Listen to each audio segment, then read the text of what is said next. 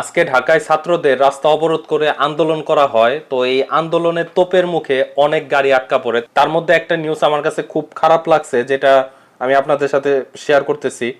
একটা হচ্ছে সিএনজি চালক, আপনারা একটু দেখেন।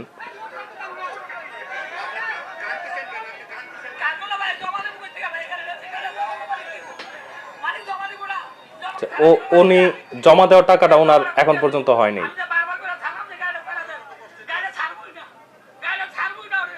ওনার গাড়ি ছাড়ে নাই, কিন্তু ওনারটা ছাড়ে না, আর অনেকগুলা ছেড়ে দিছে।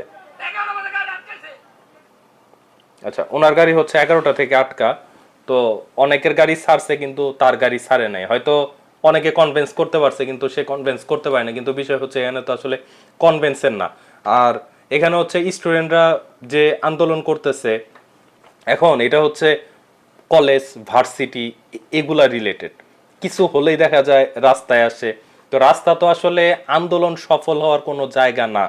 এই যে এই লোকটা আজকে সিএনজিটা যখন জমা দিবে, সিএনজি যখন নিয়ে যাবে, ছাত্রছাত্রীরা স্টুডেন্টরা তো খুব ইজিলি বাসায় চলে যাবে।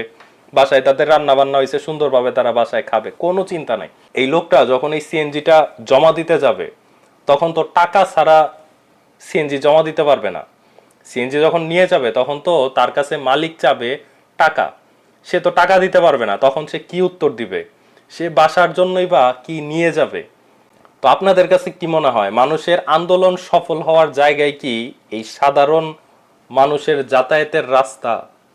সেটা অবশ্যই কমেন্ট করে জানাতে ভুলবেন না।